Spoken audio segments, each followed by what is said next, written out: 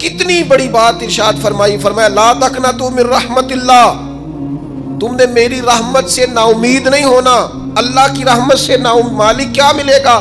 فرمایا ان اللہ یغفر الذنوب جميعا، اللہ سارے گناہ معاف فرما دے گا۔ تو جن لوگوں کو اللہ کی رحمت پر نبی کریم علیہ السلام تشریف فرما ہے، امام غزالی نے لکھا ایک بدو آ گیا دیہاتی سادہ آدمی، سادے بندے بھی سادے ہوتے ہیں، ان کا بھی اپنا طرز زندگی ہوتا ہے، تو بدو آ گیا سادہ آدمی تھا، آتے ہی السلام علیکم لے کے نا تو کوئی بات ہی نہیں کی، سیدھا سیدھا ہی کہتا یا رسول اللہ صلی اللہ علیہ وسلم یہ بتائیں قیامت کے دن حساب کس نے لینا ہے؟ حضور فرمانے لگے بھائی یہ تو بڑی صاف سی اور مختصر سی اور سادہ سی بات ہے، حساب تو اللہ تعالیٰ نے لینا ہے۔ اب اس نے جو لفظ کہے اللہ کے حبیب کی آنکھوں میں آنسو آ گئے، کہنے لگے اگر اللہ نے حساب لینا ہے پھر انشاءاللہ کرم ہی ہوگا۔ تو حضور فرمانے لگے تمہیں یہ امید کس طرح ہے؟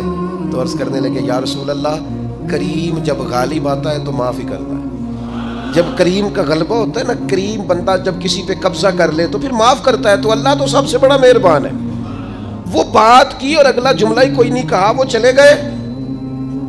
تو حضور علیہ السلام نے اب اس بات پر رزلٹ دیا، فرمانے لگے کریم محبوب بندہ سادہ تھا، بات بہت بڑی کر گیا ہے، بڑی بات کر گیا، سادہ آدمی۔ میرے عزیز اللہ کی رحمت پر جن لوگوں کو امید ہو، انہیں موت سے ڈر اور پھر جن کو محبوب کی ملاقات کا شوق ہو نا،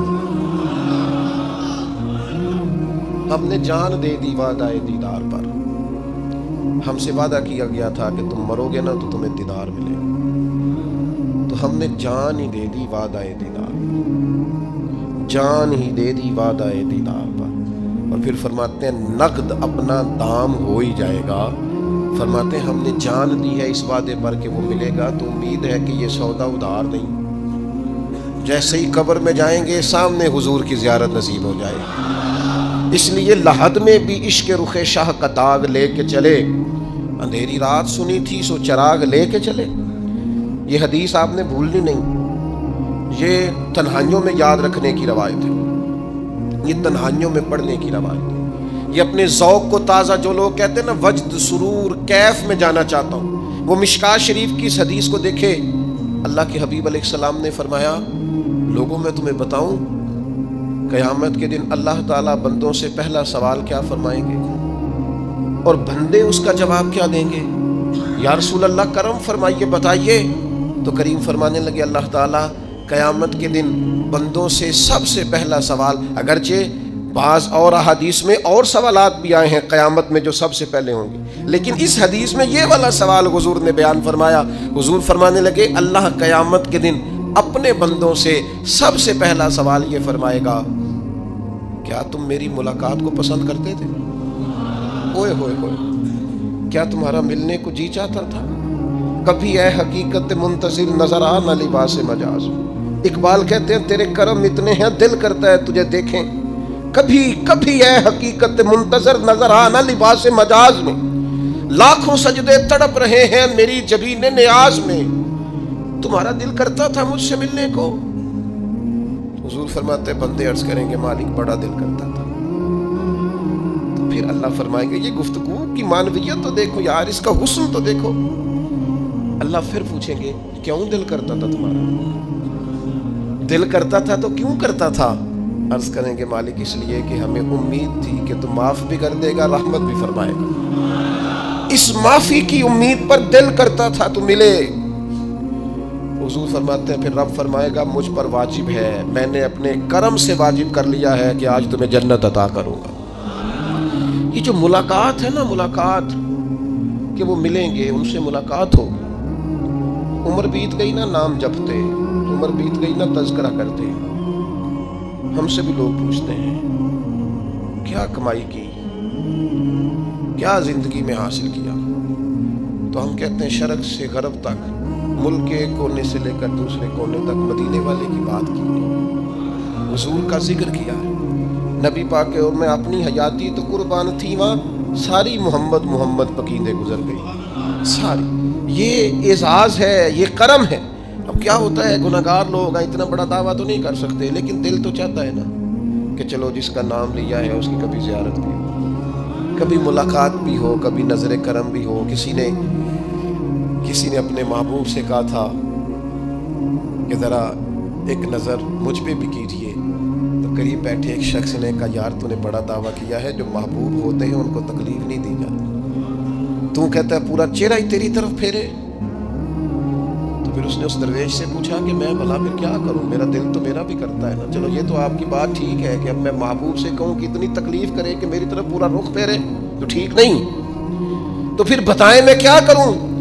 تو اس نے کہا ان راہوں میں کھڑا ہو جا جن راہوں کی طرف وہ کریم دیکھتا ہے. چلو اسی با کردار کو دیکھتے دیکھتے بیچ میں تیرے اوپر بھی نظر، مجھ پہ محشر میں نصیر ان کی نظر پڑ ہی گئی. مجھ پہ محشر میں نصیر ان کی نظر، اوئے ہوئے اللہ کرے آپ کو بھی وہ لطف آئے جو مجھے آ رہا. کہتے مجھ پہ محشر میں نصیر ان کی نظر. یہ انتہائی عاجزی ہے کہنے والے کی. اس نے بالکل اپنے آپ کو ختم کر کے کہا کہ میں قابل تو نہیں تھا اور میں پھر تکلیف دیتا کہ میری طرف دیکھیں اسپیشل میرے لیے وقت نکالیں. پر کرم یہ ہوا کہ مجھ پہ محشر میں نصیر ان کی نظر پڑ ہی گئی. کہنے والے اسے کہتے ہیں خدا کا کرنا.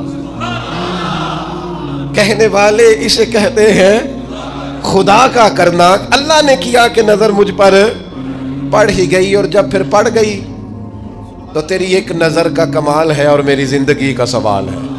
بس جب پڑ گئی تو سو پھر پڑ گئی. موت سے وہ بندہ کبھی نہیں ڈرتا جسے ملاقات کا شوق ہو. ملنا چاہے داتا علی اجمیری سے اور موت سے ڈرے، ملنا چاہے حضرت غوث پاک جیلانی سے اور پھر موت سے ڈرے. زندگی گزری ہو علی علی کرتے پھر موت سے ڈرے. عمر بھر سیدنا عثمان غنی کی سخاوت کی بات کی ہو اور پھر جنت میں جا کے ان سے ملنے کا شوق پیدا نہ کرے. ساری زندگی سیدنا فاروق کا عدل بیان کیا ہو، ساری زندگی ان کے انصاف کا تذکرہ کیا ہو، پوری امت کو بتایا ہو کہ اگر جینا چاہتے ہو تو عمر کے رستوں پر چلو، اور پھر یہ موت سے ڈرے اور مر کے جناب فاروق اعظم کی زیارت کو پسند نہ کرے. جسے صدیق کی وفائیں یاد ہو، جنہیں جناب ابو بکر صدیق کا عشق یاد ہو، وہ پھر ان کی زیارت نہ کرنا چاہے اور ساری عمر حضور کی نعت پڑھی ہو. مانا نہیں آتا تھا پھر بھی کہا بلغ العلا بکمالہ کشف الدجا بجمالہ حسنت جمیع خصالہ صلو علیہ وآلہ. سے نہیں ترجمہ آتا تھا پر جب بھی کو پڑھتا تھا یہ بھی جھومتا تھا مولا یا صلی وسلم دائما. میں آپ کو بتاتا ہوں توتلا آدمی، توتلا اور دیوانہ مجذوب بیچارہ سمجھ نہیں، توتلا بولنا بھی ٹھیک نہیں آتا. مجھے نماز کا سلام پھرا تو وہ جلدی آ گئے، وہ ایک مجذوب آدمی تھے، سادے تھے، تو سلام لی تو کہنے لگے میں گل کرنی سی. تو میں نے ان سے کہا کہ تھوڑی دیر کے بعد ملتے ہیں. سادہ آدمی ہے، اللہ مجھے معاف کرے، میں کوئی نقل تو نہیں ان کی اتار سکتا. اس زبان کو ہم توتلی نہیں کہتے، ہم اس زبان کو بلالی زبان کہتے ہیں. یہ بڑی خوبصورت زبان ہوتی ہے. یہ جو توتلے لب و لہجے ہوتے ہیں نا، وہ جب بچہ پوری طور پہ اماں نہیں کہہ سکتا، توتلا ہوتا ہے تو کوئی مزہ آتا ہے اماں کو اماں کہلوانے میں. جب وہ پوری طور پر باپ کو بابا نہیں کہہ سکتا اور توتلا ہوتا ہے تو کوئی مزہ آتا ہے کہنے میں. وہ جب دادی نانی دادا کہتا ہے تو دادے کا دل کرتا ہے یہ 100 بار کہے، کیونکہ اسے کہنا نہیں نہ آتا. لیکن اس توتلاہٹ میں جو اس کو لطف آتا ہے. مجھے بڑے لوگ آ کے شعر سناتے ہیں، میں نے بڑے خوشگلو نعت خانوں سے زندگی میں سنا ہے. وہ صاحب میرے پاس آئے اور میں نے کہا بعد میں ملیں گے. تو سادہ آدمی ہے، مجذوب ہے، پورا شعور نہیں رکھتا. مجھے کہنے لگا مصطفیٰ جان رحمت کے بعد، مصطفیٰ جان رحمت پہ لاکھوں سلام کے بعد، یعنی معنی یہ تھا کہ سلام کے بعد. تو اب بڑے بڑے سریلے بندوں سے بھی بندہ سنتا ہے، میرا دل کرے. اور میں نے جان بوجھ کے ان سے کہا دوبارہ کیا آجے ذرا، کیونکہ توتلے تھے نا. میں نے کہا تو کہنے لگے مصطفیٰ جان رحمت پہ لاکھوں سلام کے بعد. او میرے عزیز یاد رکھو، ساری زندگی حضور کی نعتیں پڑھی، نبی پاک کے تذکرے سنے، اب موت سے ڈر جائیں. حالانکہ موت تو ایک پل ہے، پل سے گزریں گے تو سامنے اللہ کا دیدار بھی ہوگا، مدینے والے کی زیارت بھی نصیب ہوگی. تو زیارت ہوگی اور ہر نظر کانپ اٹھے کہ محشر کے دن خوف سے ہر کلیجہ دہل جائے گا. اوڑھ کر کالا جبہ وہ آ جائیں گے اور سارے محشر کا نقشہ بدل جائے گا. یہ موت کا خوف نکالنے والی چیزیں ہیں، ڈر. اچھا مجھے ایک بات بتائیں، یہ میں امید کی بات کرنے لگا ہوں. چلیں اب یہ بات تو مشکل ہے پر کرنی پڑے گی، مجبوری ہے۔ کبھی کبھی ابا جی سے مار بھی پڑ جاتی ہے بندے کو، گھر میں وہ 2-4 لگ بھی جاتی ہیں، تو اس وقت نا جو سب سے بڑا سہارا کسی کو نصیب ہوتا ہے وہ یہ ہوتا ہے کہ اللہ کرے اماں گھر میں موجود ہو۔ اور میں نے دیہاتوں میں کئی مائیں ایسی دیکھی ہیں جو بیٹے کے حصوں کی مار کھاتی ہیں۔ ابا نے ڈنڈا لے لیا ہے بیٹے کی غلطی پہ، اب اماں بیچاری سامنے ہو گئی ہے، 2-4 اس نے بھی کھا لی۔ یہ بات آپ سمجھیں، موت کا خوف نکالنے کے مفہوم میں بات عرض کر رہا ہوں۔ اماں موجود ہونا گھر میں تو ابا سختی بھی کرنے لگے تو کسی وقت احساس ہوتا ہے کہ جناب یہ سختی نہیں ہوگی کیونکہ میری اماں، اور اماں پوری وکیل بن جاتی ہے کہ نہیں تو نہیں پتا وہ ہو گئی غلطی، وہ فلانے دے منڈے نے خراب کیتا ہے، حالانکہ ہو سکتا ہے اس نے اس کو بھی خراب کیا ہو، لیکن وہ اماں وکیل ہے، وہ وکالت کر رہی ہے اور وہ بے لوز کر رہی ہے۔ ہوتا ہے ایسے، اس بات کو سمجھ لے اچھے طور پر۔ موت کا خوف نہیں، ڈر نہیں، اس لیے کہ گھر میں ماں موجود ہو تو باپ کا ڈر نہیں ہوتا، تو قبر حشر میں تو رسول کریم موجود ہے، وہاں تو نبی کریم موجود ہے، وہاں تو اللہ کریم اپنی رحمت فرمائے گا بندوں پر۔ اس لیے خوف نہیں، پینک نہیں، اپنی غلطیوں کا احساس ضرور کریں، اپنے اعمال پر توجہ ضرور دیں، لیکن موت کے خوف تلے دبتے نہ جائیں۔ انشاءاللہ صبح قیامت کرم ہوگا۔ میرے نبی پاک علیہ الصلوۃ والسلام نے تو فرمایا ہے بس ہم نے ایمان کامل لے کے جانا ہے دنیا میں۔ حضور نے فرمایا ہے جس طرح 14ویں رات کا چاند چمکتا ہے اس طرح میرے غلاموں کے چہرے چمکیں گے قیامت کے۔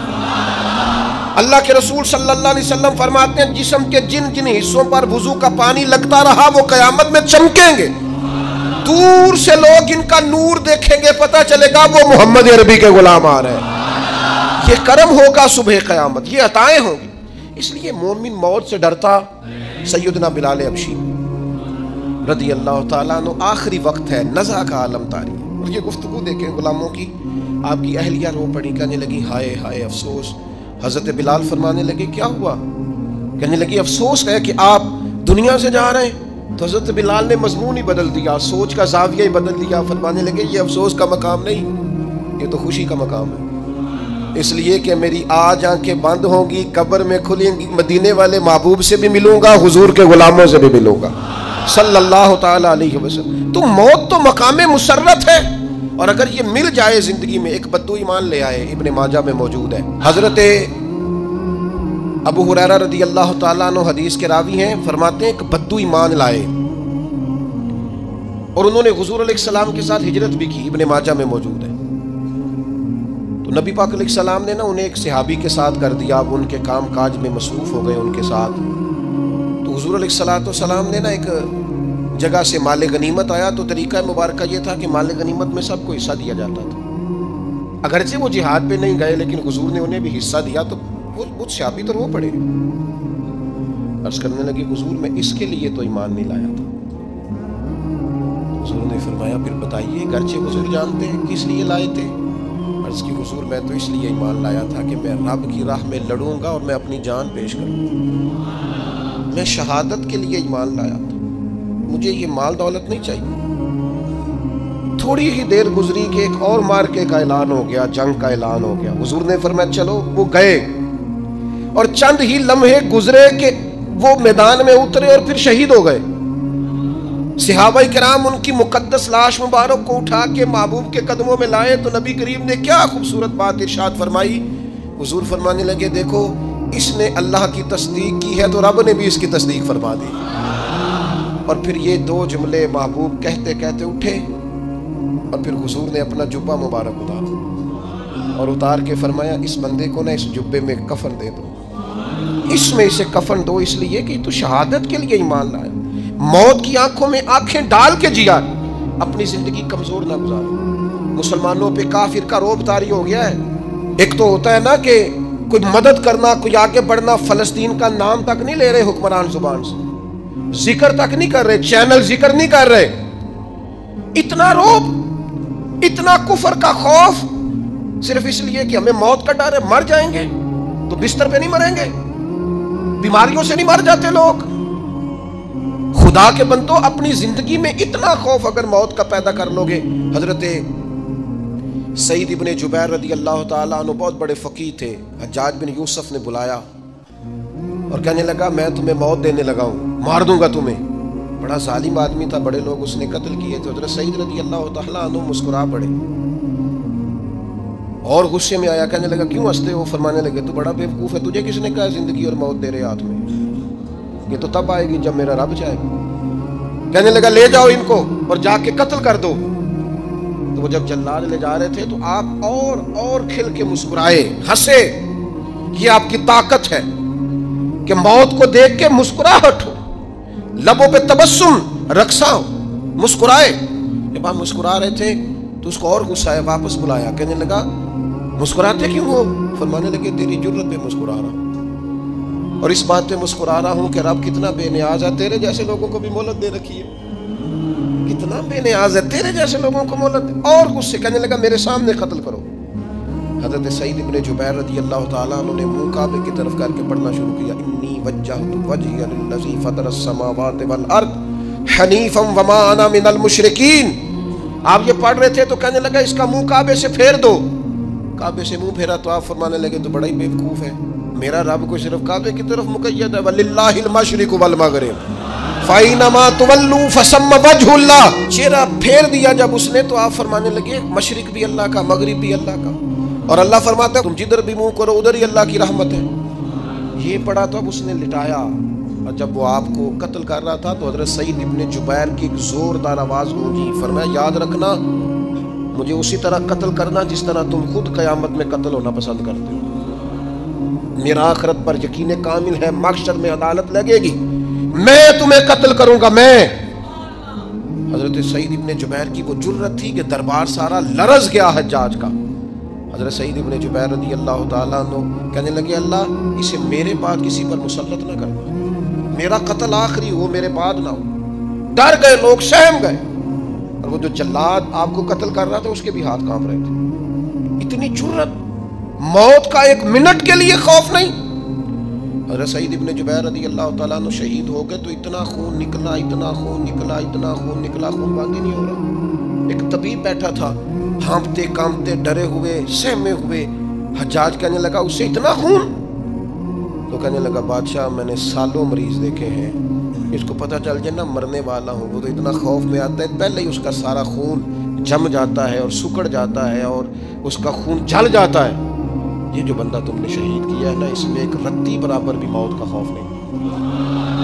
موت کے خوف سے بے نیاز تھا، اتنا خون نکلا. حضرت سعید ابن جبیر شہید ہوئے اسی دن حجاج کے پیٹ میں درد شروع ہوا. صرف 15 دن حجاج بعد میں زندہ رہا ہے، 15 دن، اور ساری رات تڑپتا تھا، کہتا تھا مجھے خواب میں آ کے پیروں سے گھسیٹتے ہیں. حضرت سعید ابن جبیر چلاتا تڑپتا. 15 دنوں کے اندر طبیبوں نے کہا تیرا جو مرض ہے یہ کوئی آسمانی عذاب ہے. میرے عزیز موت سے ڈرے نہیں بلکہ جو ظالم ہو ان کو ڈرا دیں، یہ مومن کی شان ہے. اپنی زندگی کے اندر سے موت کا خوف نکال دیں تاکہ زندگی کے جو دن ہیں وہ جیے تو جا سکیں، وہ انسان مضبوطی سے وقت سے گزار سکے. حضرت علی شیر خدا رضی اللہ تعالیٰ عنہ نا وہ جیکٹ نہیں پہنتے تھے جنگی، جو کمر پہ پیچھے لوگ پہنتے تھے نا تلوار کوئی مارے تو زخم نہ ہو. تو کسی نے مولا علی شیر خدا رضی اللہ تعالیٰ عنہ سے فرمایا پشت پر آپ وہ جیکٹ نہیں پہنتے لوہے کی؟ آپ فرمانے لگے پشت تو دکھانی نہیں. تو کہنے لگے موت سے ڈر نہیں آتا؟ فرمایا بالکل بھی نہیں. اور فرمایا مجھے بالکل ڈر نہیں آتا کہ میں موت پر آ گروں یا موت میرے اوپر جا گری. ہم تو شہادت. حضرت خالد بن ولید رضی اللہ تعالیٰ عنہ ایک دن نوجوانوں کو خطاب کرتے کرتے کہنے لگے موت سے کبھی نہ ڈرنا، میں نے ساری زندگی جنگوں میں گزاری ہے، میرے وجود پر ایک ذرہ بھی جسم کا حصہ ایسا نہیں جس پر زخم نہ ہو. اور جو کہتے کہتے رو پڑے. فرمانے لگے یہ بات کرتے کرتے رو پڑے. فرمانے لگے دیکھ لو زندگی ساری میدانوں میں گزاری ہے لیکن شہادت اللہ تعالیٰ نے میرے لیے وہاں نہیں لکھی تھی، یہاں اللہ تعالیٰ نے اپنی رحمت کے لیے موت میرے لیے لکھی تھی. تو یہ تو اللہ کا کرم ہے. قریب ایک بزرگ صحابی اور بیٹھے تھے، فرمانے لگے آپ کی نیت شہادت کی تھی، انشاءاللہ آپ قیامت میں شہیدوں میں ہی کھڑے کیے جائیں گے. تو میرے عزیز خوف نہیں موت کا. آخر میں 2-3 گزارشات عرض کرنی ہے. ایک تو میری آپ سے گزارش ہے، انہوں نے ابھی تک قرآن مجید کی تلاوت شروع نہیں کی، وہ ابھی سے آج سے 10 منٹ ٹائم ہو تو مسجد میں بیٹھ کے ایک رکوع پڑھ کے جائیں. قرآن مجید نہیں چھوڑنا. رمضان کا تعارف یہ ہے کہ شہر رمضان الذی انزل فیہ القرآن، تو قرآن مجید سے دلچسپی. دوسری میری گزارش ہے راشن بانٹنے والوں سے بھی کہ مہربانی کریں لائنوں میں لگانا چھوڑیں، اور لینے والوں سے بھی میری عرض ہے کہ اللہ تعالیٰ سارا سال عطا کرتا ہے، 3-4 ہزار کے لیے کیوں اپنے آپ کو آپ تکلیف میں ڈالتے ہیں؟ سارا سال اللہ دیتا ہے۔ اور پھر میری آپ سے یہ بھی اپیل ہوگی کہ طبیعتوں میں حلم پیدا کریں، بردباری پیدا کریں، یہ بڑی ضروری چیز ہے۔ مثبت سوچیں لائیں، روزہ ہماری تربیت کرتا ہے۔ اور پھر آپ سے یہ بھی اپیل کروں گا، رمضان شریف کی مقدس گھڑیوں میں صرف اپنے لیے نہیں سوچیں، امت کے لیے سوچیں، بالخصوص فلسطین کے مسلمانوں کے لیے۔ کم از کم دعا مومن کا تہار ہے، وہ تو جم کے کریں اللہ کے حضور۔